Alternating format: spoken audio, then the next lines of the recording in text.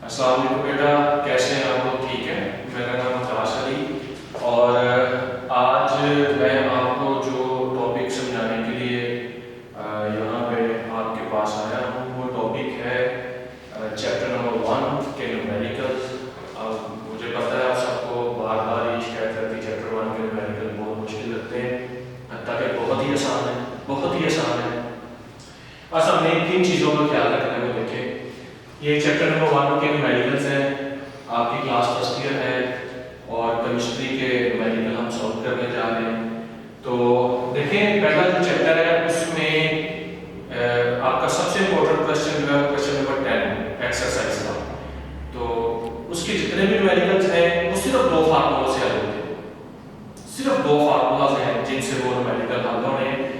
और आपने वो दो फार्मूला याद रखने हैं, ज़हन में रखिएगा। पहला फार्मूला कौन सा है?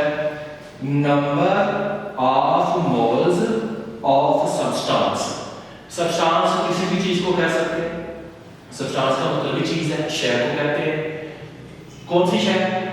Number of moles of atom, यानी कि सब्सटेंस कौन से हो सकते हैं? एटम हो सकता है।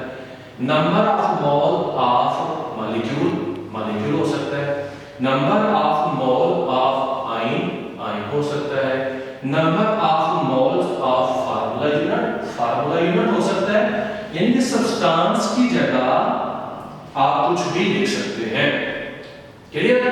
तो मैं जनरल फार्मूला लिख रहा हूं, number of moles of substance. तो क्या है formula? Given mass of substance in gram divided by molar mass of substance. अब यहां पे बच्चों को मसला रहता है कि ये गिवन मास क्या चीज है। देखिए, जो मास आपको सवाल में दिया होता है, यानी कि जिसने आपसे सवाल पूछा है उसने सवाल के अंदर जो मास दिया है हम उसको गिवन मास बोलते हैं। वो किस यूनिट में लेना है ये बड़ा जरूरी है। यहां पे बच्चे गलती कर जाते हैं। अगर सवाल में मास किलोग्राम में दिया है तो आपको ग्राम में कर लेना है, अगर मिलीग्राम में दिया है तो ग्राम में कर लेना है। यानी सबसे इंपॉर्टेंट चीज है हमें उस मास को ग्राम में लेना है। कौन सा मास? जो सवाल में दिया है। अगर ग्राम में दिया है तो फिर तो ठीक हो गया, ग्राम में लेना है। ओके, अब divided by molar mass of substance, molar mass of substance, उसी चीज के मोलर मास को तकसीम करना है। जिस चीज का गिवन मास दिया है उसी चीज के मोलर मास को तकसीम करना है। अब बच्चों को रहता है ये मोलर मास कहां से लेना है? मोलर मास का मतलब एक मोल का मास, उस चीज के एक मोल का मास। वो हमें कहां से मिलता है? ये वो मास है जो आपने पीरियोडिक टेबल से याद रखना होता है। यानी कि सोडियम का मोलर मास कितना है? 23 ग्राम। कहां दिया है? पीरियोडिक टेबल में। क्लोरीन का कितना है? 35.5 ग्राम। कहां दिया है? पीरियोडिक टेबल में। फ्लोरीन का कितना है? 19 ग्राम। कहां दिया है? पीरियोडिक टेबल में। पोटेशियम का कितना है? 39 ग्राम। कहां दिया? पीरियोडिक टेबल में। मैंगनीज का कितना? 55 ग्राम। कहां दिया? पीरियोडिक टेबल में।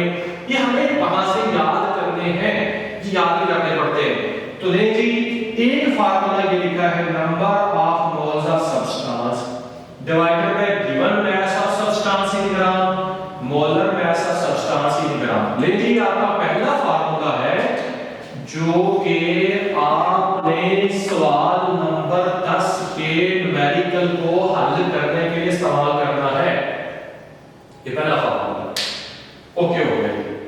अब जो सवाल नंबर 10 है उसके अंदर जो न्यूमेरिकल है उनको हल करने के लिए दूसरा फार्मूला कौन सा इस्तेमाल हो रहा है? वो ये है, नंबर ऑफ पार्टिकल्स किसके? ऑफ सब्सटेंस, यानी कि किसी चीज के पार्टिकल्स। किस चीज के पार्टिकल्स? अब पार्टिकल्स किस चीज के हो सकते हैं? नंबर ऑफ पार्टिकल्स एटम्स हो सकते हैं, नंबर ऑफ पार्टिकल्स मॉलिक्यूल्स के हो सकते हैं, नंबर ऑफ पार्टिकल्स आयंस के हो सकते हैं, number of particles formula unit के हो सकते हैं।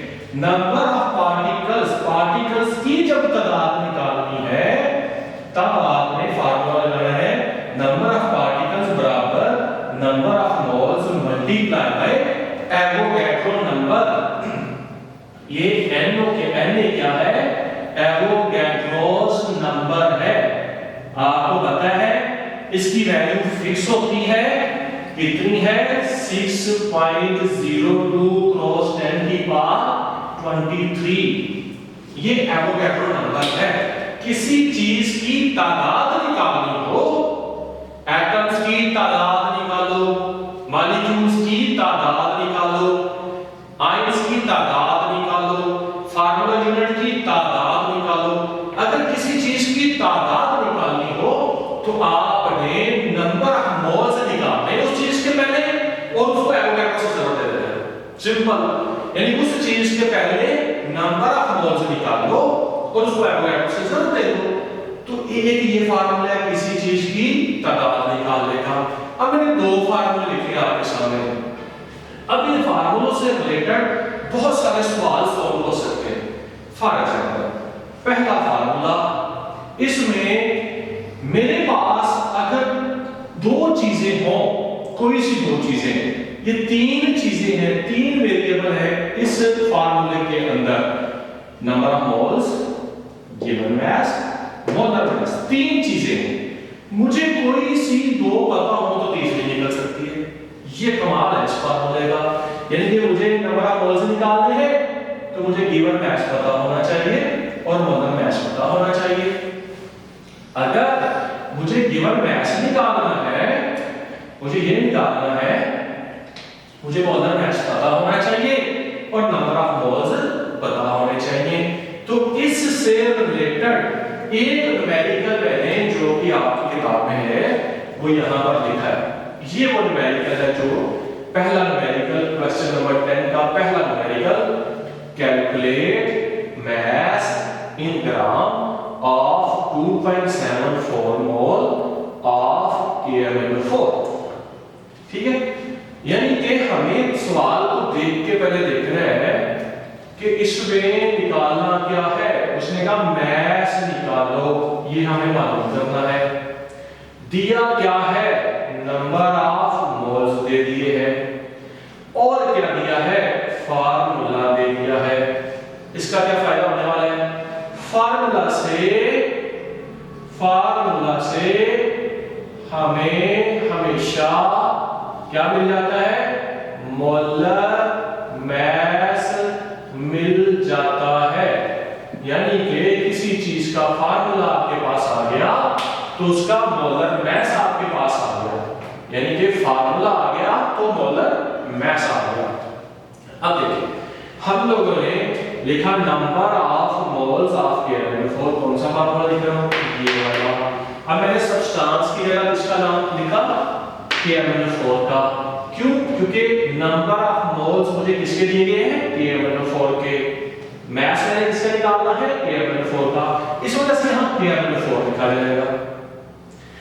Number of moles of KMnO4 is equal to given mass in gram, molar mass नीचे।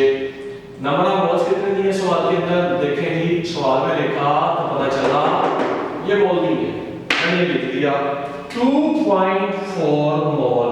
जब मैंने मोल क्यूरी में लिखना है उसके साथ E लिखते हैं। जब मैंने मोल यूनिट के तौर पर लिखना है उसके साथ E नहीं लिखते। याद रखिएगा 2.74 mole is equal to given mass. Mass मुझे निकालना है, मास इन ग्राम मुझे निकालना है, वो वैसे ही है। मोलर मास 158 ग्राम होता है KMnO4 का, याद रख लें। नहीं तो आपने क्या करना है? पोटासियम का कितना है जी? 39, जमा का साइन डालना है। मैंगनीज का कितना है? 55, जमा का साइन डालना है। ऑक्सीजन के एक एटम का 16 है, एटम कितने हैं? 4, तो 64 हो गया। 64, 55, 39 प्लस करेंगे तो 158 हो गया। ये आपके पास इसका मोलर मास आ गया। मोलर मास की यूनिट आपने याद रखने हैं, ग्राम पर मोल होते हैं। ठीक है जी। अब हमें ये निकालना है, इसको उठाकर उधर ले जाते हैं। इसको मैं उधर ले गया, ये उधर चला गया, ज़रब खा गया। मोल के साथ, मोल के साथ यूनिट कट जाएगा, पीछे यूनिट बच जाएगा ग्राम। आपके पास मैस इन ग्राम कितना आ गया? 432.9 ग्राम आ गया। देखें हमने इस फार्मूले को इस्तेमाल किया है, इस फार्मूले को, और इस फार्मूले की मदद से हमने मैस निकाल लिया। अगर मुझे कहे किसी चीज का मैस देकर मुझे कहे मोल निकालो, तो मैं फिर कौन सा फार्मूला इस्तेमाल करूंगा? यही फार्मूला इस्तेमाल करूंगा मोल निकालने के लिए। ठीक है बच्चों, अभी हम मोल निकालने का एक न्यूमेरिकल करते हैं, तो मैं आपको अगली वीडियो में बताता हूं कि मोल कैसे